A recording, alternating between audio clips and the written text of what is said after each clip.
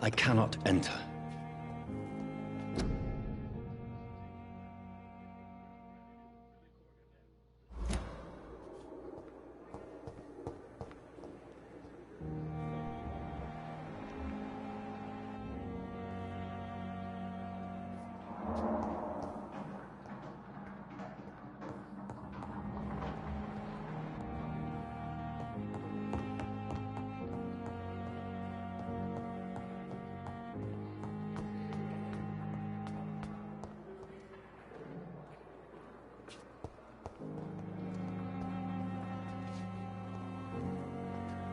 Yes, Doctor? That's all for now, Nurse Crane, thank you. You are going to reveal all your secrets to me.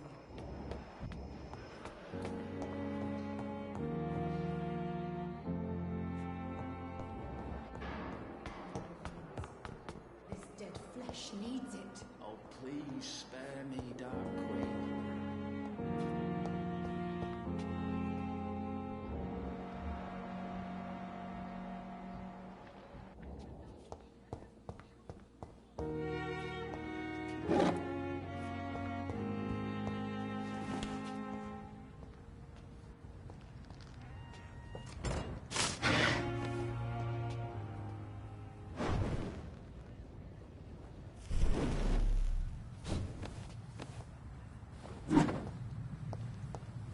It's locked, all right.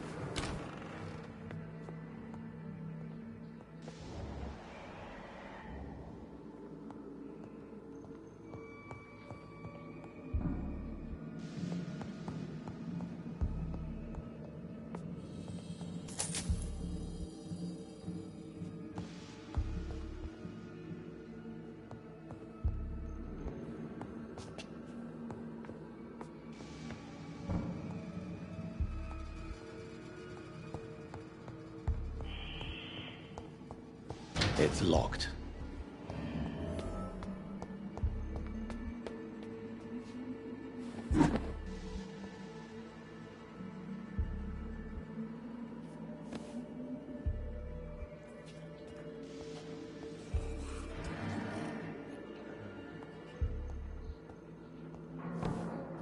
Balls of Mars, fortifiers. As popular as they are ineffective. But they do contain iron tartrate, and that might prove itself useful.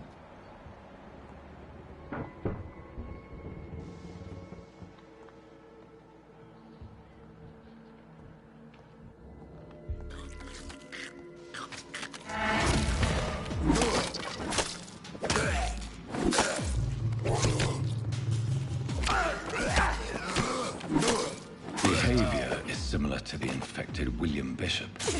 Must be the same strain. This sickness moves faster than influenza.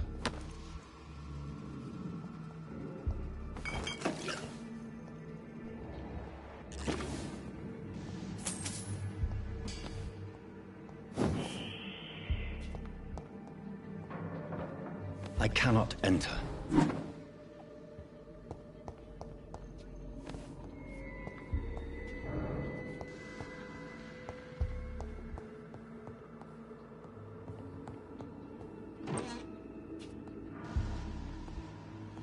This key will surely grant me access to the basement.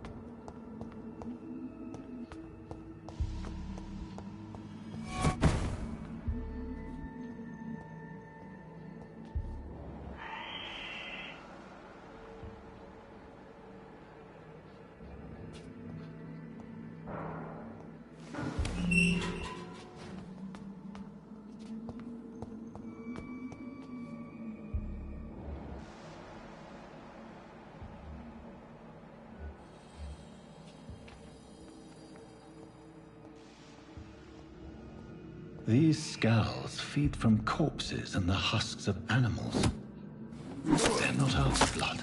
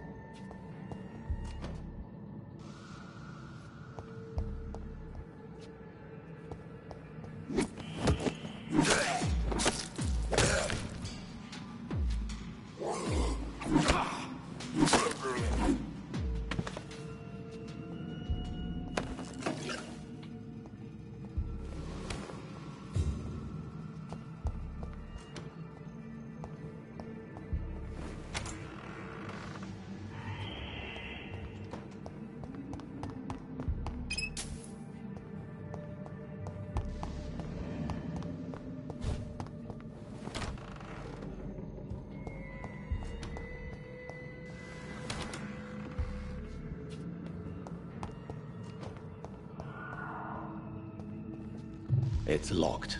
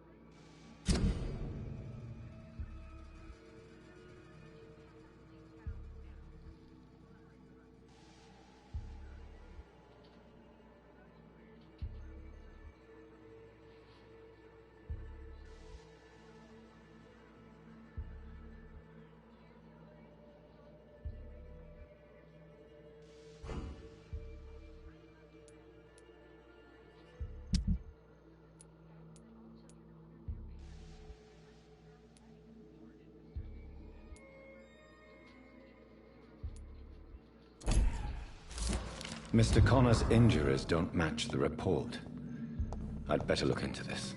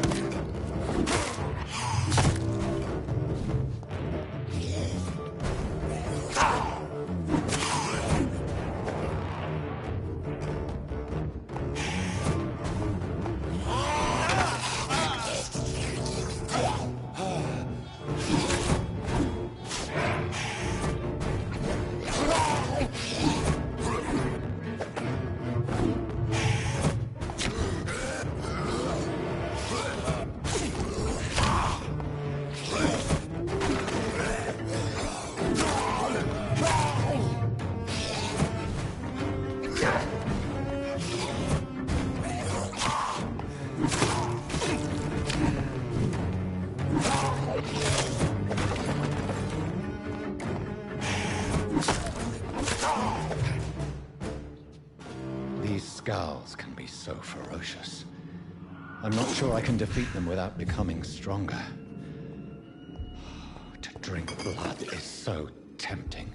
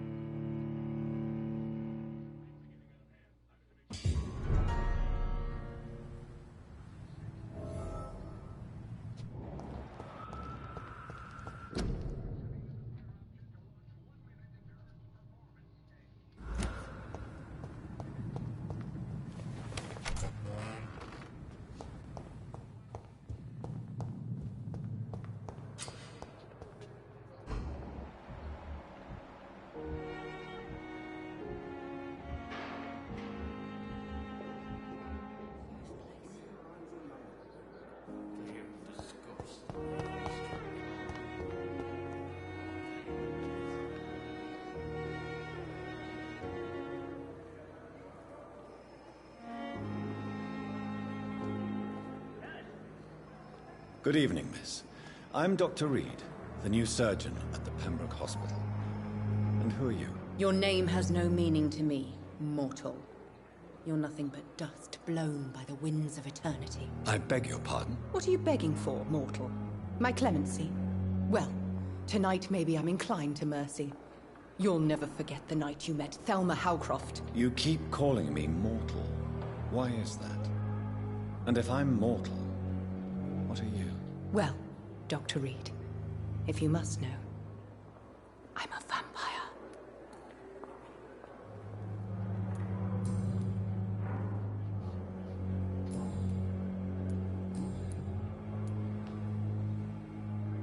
And why do you believe you're a vampire? I don't need to believe anything. It is what I am. It is what I feel within this hollow shell of flesh. Please, describe to me how you feel. What is it like to be a vampire? I can hear my body crumble from the inside as my flesh cracks and fades. I sense the last pulse of postulant blood within my drying veins. I need new blood. I see.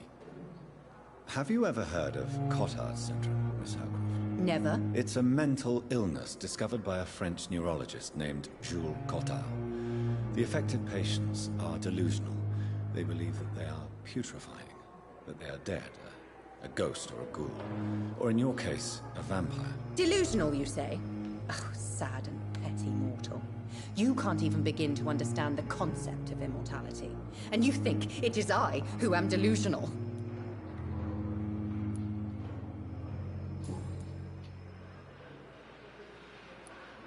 I'm assuming you must be a patient here. Am I right, Miss Howcroft? It's only a cover. To hide from my enemies. I can leave whenever I want. As a woman, a spirit, fog, or bat. Who are these enemies you mentioned? Can you describe them? I cannot say for sure. But I sense their eyes on me from nearby. I feel them watching me every time I visit the garden near the morgue. The staff here are not your enemy. They're here to help you, to care for you. I'm not speaking of the doctors in white. I'm speaking of the men and women who hunt me. For I am a vampire! I see. Don't worry. These people will not find you here. I'll personally make sure they leave you alone. Thank you, mortal. But do not interfere with them, for you are no match for those that hunt me.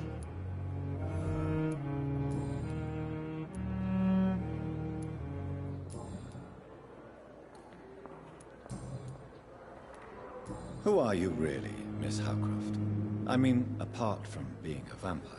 Is that not enough for you, puny mortal? What do you require? Proof of my powers? I'm curious to know who you were before becoming a vampire. It was such a long time ago, I don't remember. Centuries of unholy life can have strange effects on one's minds, you see?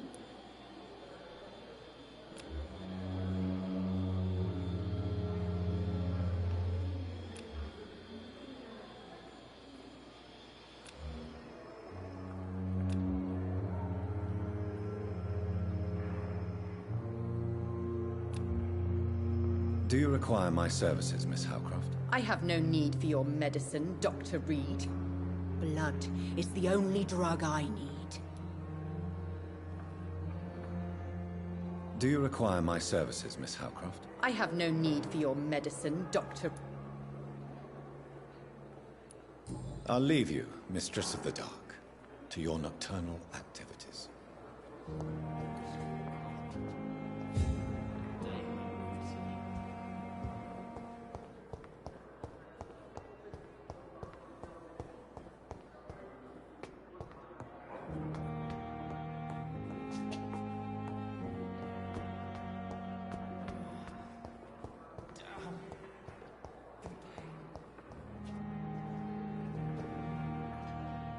Good evening, sir. I'm Dr. Reed. I believe we're going to be colleagues. Reed? Yes, I've been informed about your arrival. I'm Waverly Ackroyd. Welcome aboard, I suppose. Does my arrival inconvenience you in some way, Dr. Ackroyd? Let us just say that I don't particularly share Dr. Swans's enthusiasm for hiring you. What we need here are reliable professionals, not overrated dabblers.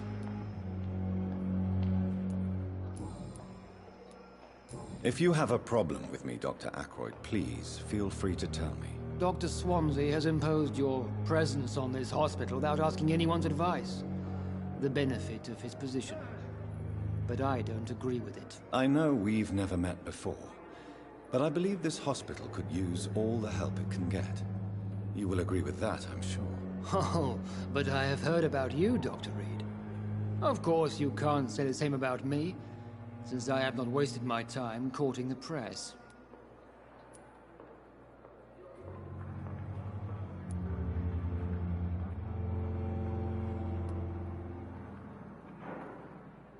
You are going to change your tone with me, my dear colleague, and very quickly. I don't think so.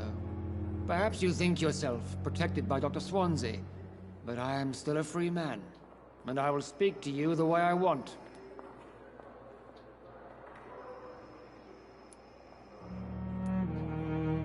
Since your tenure in this hospital is longer than mine, perhaps you can tell me more about this place. Let's just say I'm tired of the carelessness around me. I have always respected the skills of Dr. Swansea, but over time his enthusiasm has become displaced. Carelessness?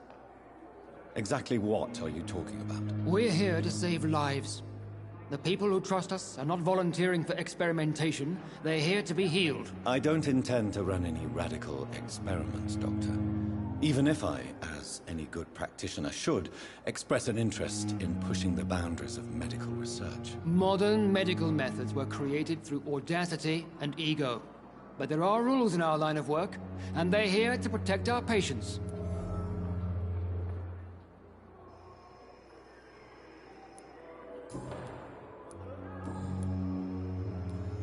I don't know what you've heard about me, but I have already proved my value as a practitioner. I don't question your skills, Dr. Reed, but your motive. Is it money, fame, or are you truly dedicated? And what exactly is that supposed to mean? I served in the war just like you. But unlike you, I did not use the wounded to play the modern sorcerer. Be careful what you insinuate, Dr. Ackroyd. I only want you to admit you used those men to improve your theories.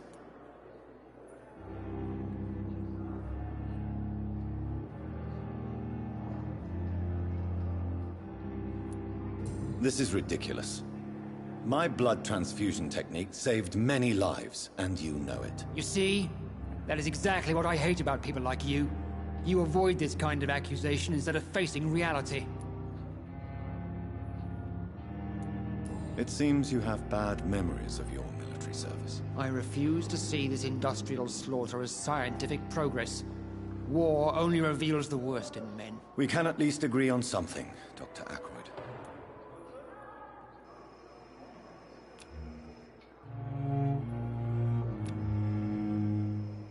Do you need my assistance? Not at all. I'm sure that you are used to gaining people's trust with your impressive skills. Well, it will not be the case with me. Thank you for your time. We'll talk later.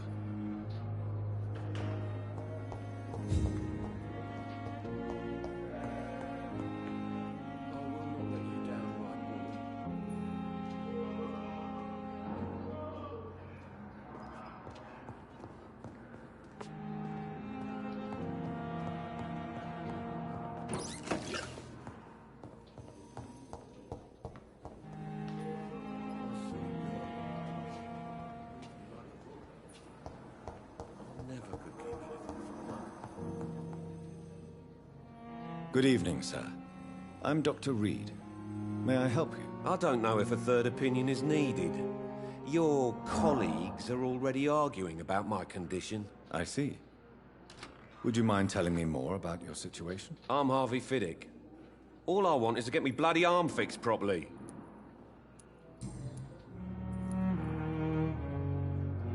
Are you satisfied with your treatment here? Well, it's clear that I've chosen a bad time to be injured. Forgive my bluntness, but you seem overwhelmed by cases of the flu. I won't lie to you about it. I'm afraid we are. Are you sure you don't want to operate yourself, Dr. Reed? I have the feeling you're very capable, and your colleagues seem to think so too. In other circumstances, you would be right. But for now, I don't think I can take on the responsibility. My apologies.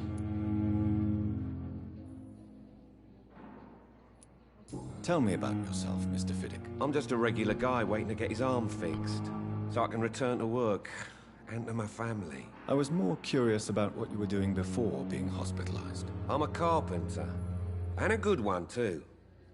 But that means I need both arms to feed my family, Dr. Reed.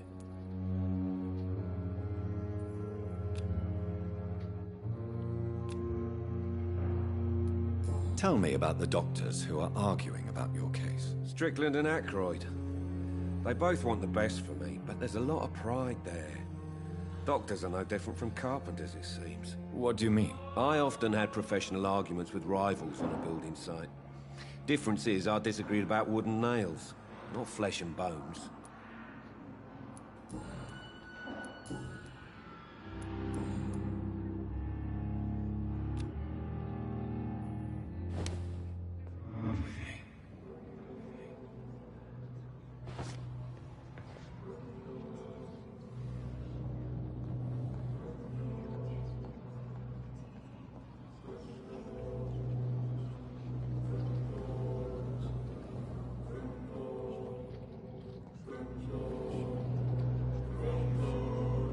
Thelma Howcroft said she was being watched by vampire hunters. Where are they hiding? I should investigate.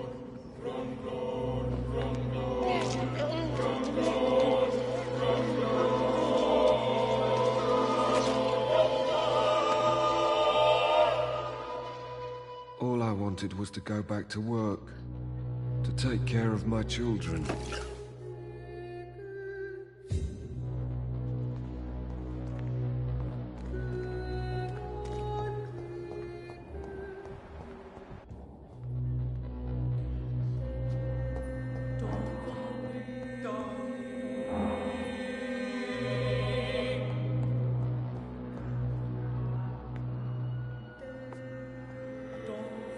Good evening, Doctor.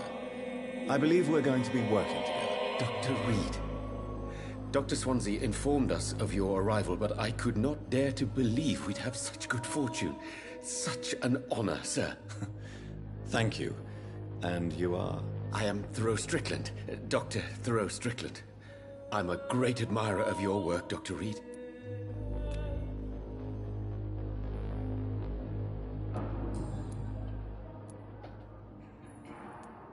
What do you think of Dr. Aykroyd's aversion to modern medical methods? It's a shame he's so narrow-minded. Dr. Swansea taught me that science is about exploring uncharted territory. I'm convinced that's true. With the influenza and all that's going on, you should put your differences aside, don't you think? Why is it so difficult to work together? I believe that if Dr. Aykroyd had been the one to discover the transfusion process, he would be the first to recommend its use. So you believe it's just a question of jealousy and pride? Dr. Aykroyd is as proud as he is blinded by his obsolete concept of medical science. Please, could you tell me something about yourself? I'm a great admirer of your work concerning blood transfusion, Dr. Reed. I run my own experiments. I'm convinced it's the future.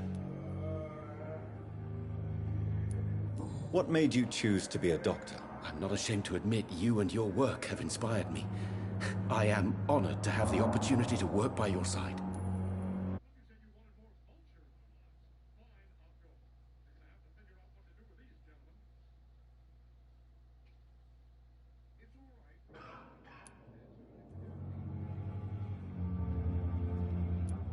It's always a pleasure to share scientific and medical knowledge with someone eager to learn. I'll be glad to help you if I can. This epidemic may be the century's most terrible disaster, but I'm convinced that we, as doctors, are the only ones able to defeat it. I based my technique on my mentor's research. He helped me perfect my method. What is yours? I'd rather not talk about it. For now, it's just theories and first approach. My process is purely experimental and unsuccessful. As long as you're cautious and methodical, you may remain empty-handed, but you won't fail.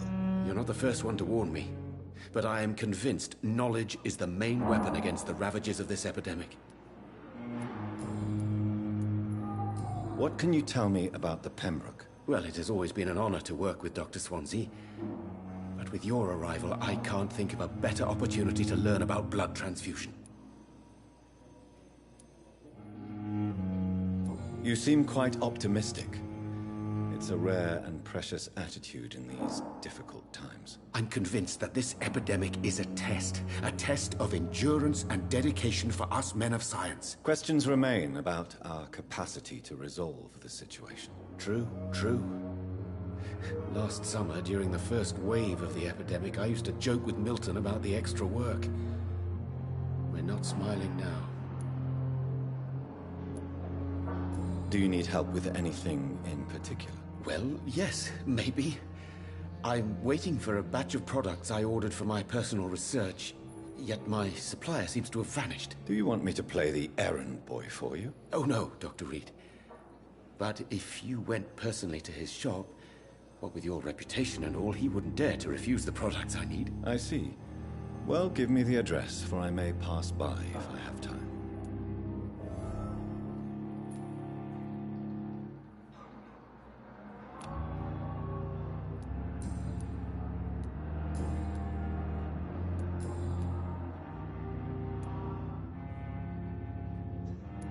Tell me more about your willingness to experiment with new medical techniques. Harvey Fiddick is a patient suffering from a severe injury that could cripple him if not treated correctly.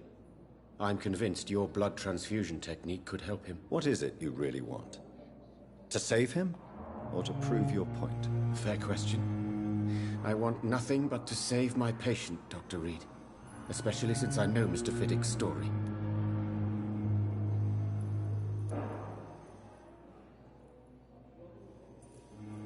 This personal involvement could also appear to be a lack of impartiality. You must know that a good surgeon must remain neutral. I agree. But that does not excuse Dr. Ackroyd's behavior. A man who did not even take time to converse with his patient. Do you think keeping his distance was a mistake? All I know is that I'm taking care of human beings with desires, hopes, and fears. Not some biological machine comprised of blood, bones, and flesh. Tell me Mr. Fiddick's story. Our first diagnosis was compromised because Mr. Fiddick lied to us about the real origin of his injury. He first claimed it was an accident. But why would he hide such crucial information from us? Because he is a proud father, ashamed of putting his children at risk because of his own negligence.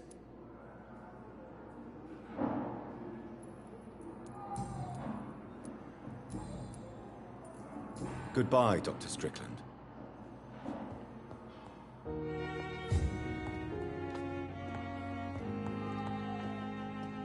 Finally, you've returned, Doctor. Did you find anything of value? Yes, nurse. You've worked your first miracle, Doctor. Now, this patient here needs immediate treatment. Duty calls. When the storm has passed, I'll show you how to mix the remedy yourself with the same basic ingredients. Many thanks, Doctor. When you've finished, you ought to report to Dr. Swansea in his office. He's been looking for you. Seemed pressing.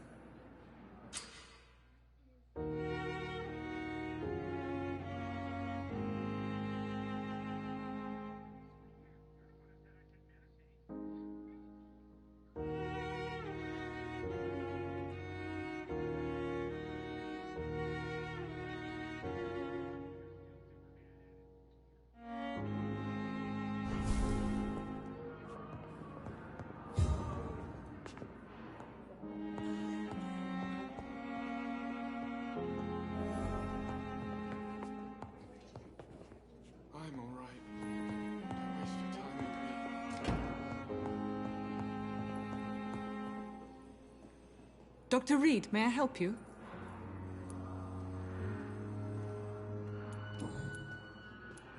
What can you tell me about the epidemic, Nurse Crane? I've been out of touch since I've come back to England. Everyday folk don't know how bad it is. The papers certainly won't tell them. Not as long as the war is raging on, anyway. News on the front stated that the Spanish flu was under control, at least in Britain. It seemed to be for a while, but that was only last summer. It returned with a vengeance just over a month ago. What can you tell me about our patients here at Pembroke? This hospital was founded to help the East End poor and needy. But since the war and the quarantine, we've had all manner of folk.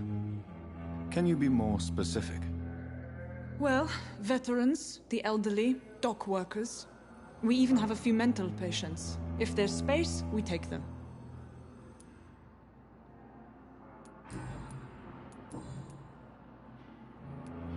For how long have you been working here, Nurse Crane? I first volunteered at the Pembroke in 1911, a few months after Dr. Swansea was appointed. And before you arrived here? If you must know, this was my first job.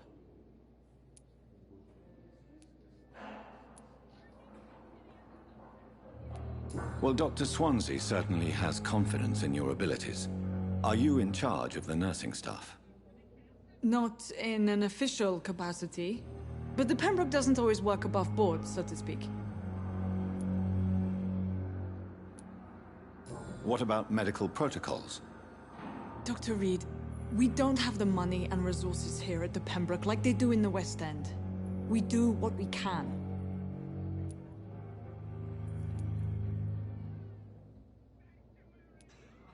How is the duty roster organized? Everybody works until they can't. If there's time, they'll eat a meal and shed a silent tear.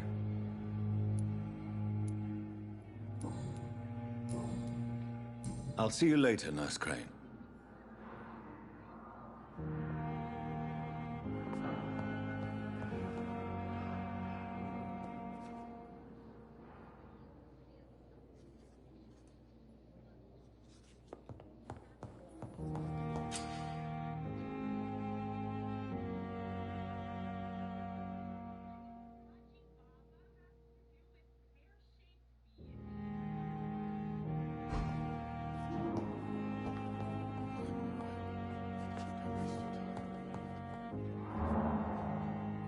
I'm quite busy right now, Dr. Reed.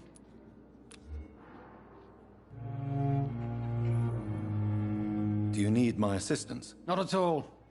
I'm sure that you are used to gaining people's trust with your impressive... Thank you for your time.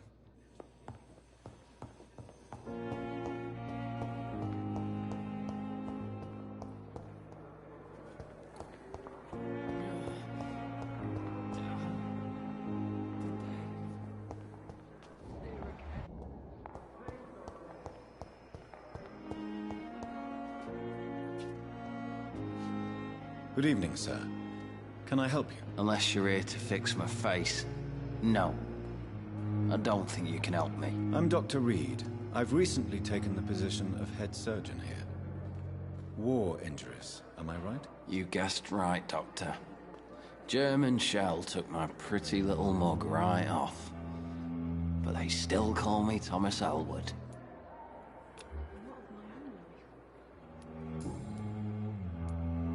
How is your stay with us, Mr. Elwood? Oh, it's bliss.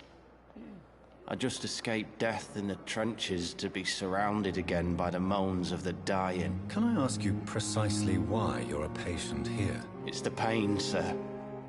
The drugs don't work. It just hurts under the scars, if you get my drift. Can I do anything for your pain? Nurses gave me a bunch of pills. No effect. Told you. It's like the flames are under my skin, burning away. Who is treating you? Is someone in particular looking after your case? Nobody since the old and tired doctor spoke to me. Started to think I was forgotten about. Wouldn't blame you. You don't seem worried by that. My face hurts so much more when I smile or cry. I've learned it's easier not to speak. But be assured I'm smiling inside.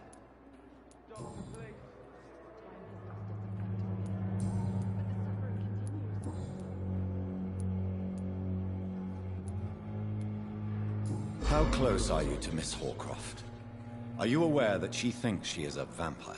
To wait for her next nibble is the best reason to stay here.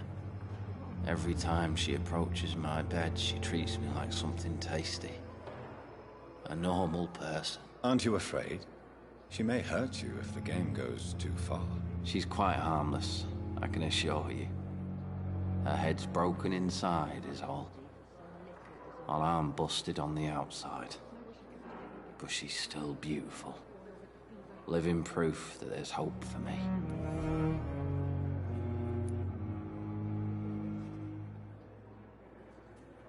So do you let her bite you?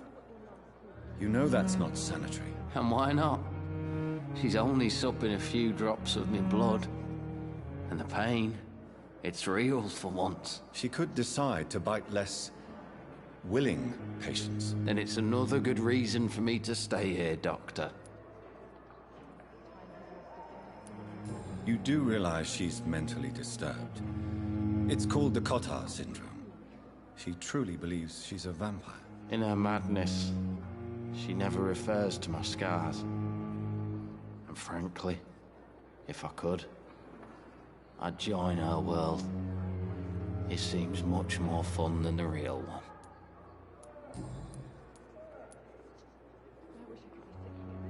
Where were you stationed, sir? Did you serve for long?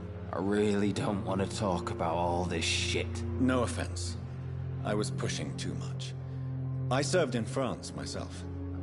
I just wanted to know what happened to you. You were an officer, weren't you? Then I doubt we fought the same war, sir. No offense. Goodbye for now, Mr. Elwood.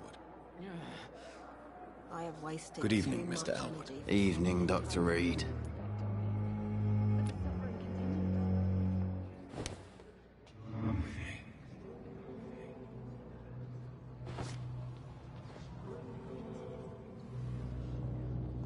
Giant morgue disguised as a hospital. That's tender nowadays. I wish I could be sick again.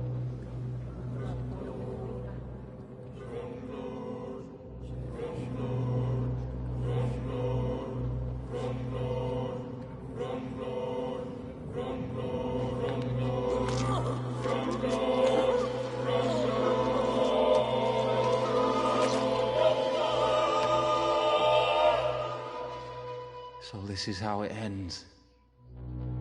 Farewell, my life, you betrayed me, good.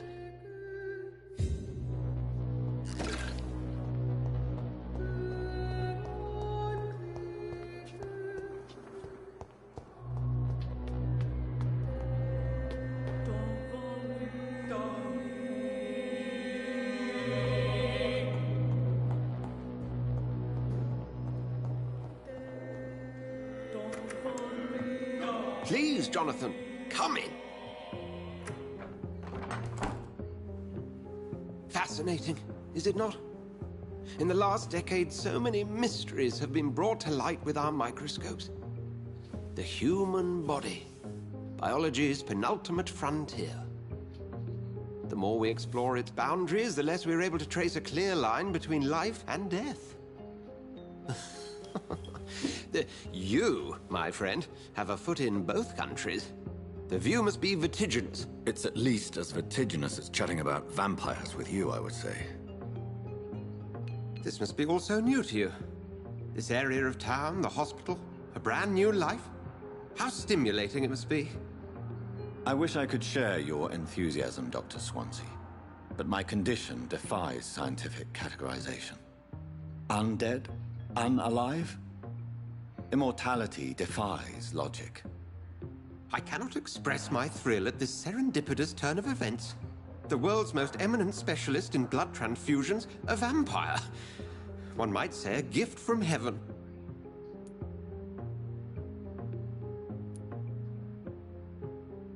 It may seem strange, but your words have brought me some comfort here. Forgive me.